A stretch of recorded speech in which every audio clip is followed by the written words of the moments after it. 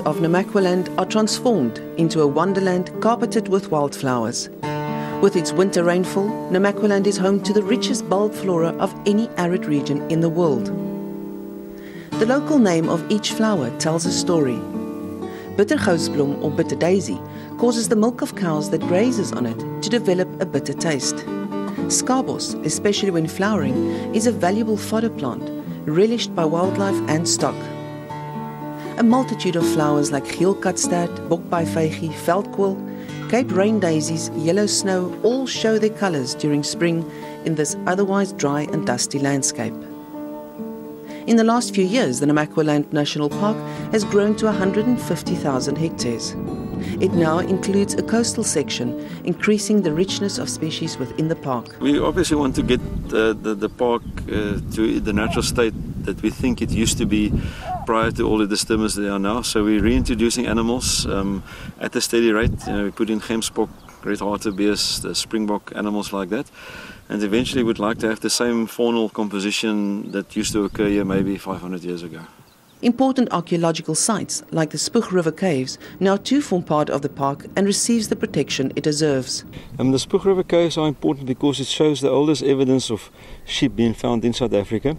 It shows the Khoi or Nama people moved down from the north, down along the coast. This is one of the places where they stayed, obviously because it's nice and protected.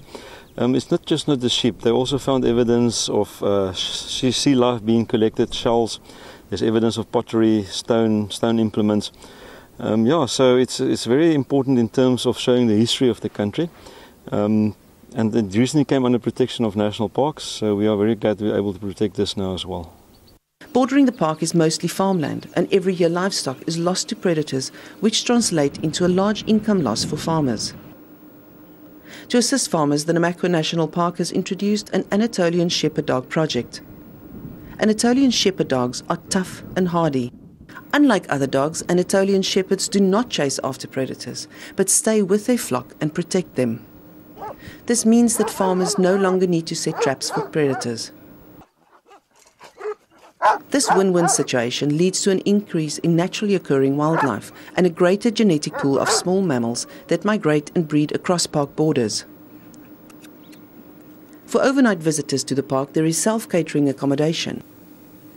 For the more adventurous, 8 rustic camping areas provide 31 campsites dotted along this wild and unspoiled coastline.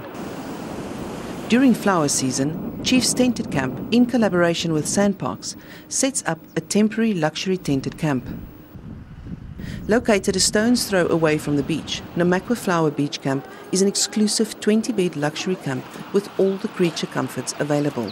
This camp is completely different from when you would do your own thing. The tents are real luxury. We have proper beds. We have electricity set to every single tent, and there's warm blankets because the nights are cold. So there's an electric blanket in every tent. In the evenings we do a turn down exactly like you would in any setup in a hotel or a lodge where there would be fixed accommodation. It's the perfect camping experience, but with all the added luxuries. Fully serviced tents where one wakes up to coffee and rusks, a hot shower and full breakfast to start your day. In the evening, a sit-down 3-course meal, warm, luxurious beds with the sound of the ocean to lull you to sleep provides an unforgettable camping experience. Linky Bierman for Morning Live, Namaqua National Park.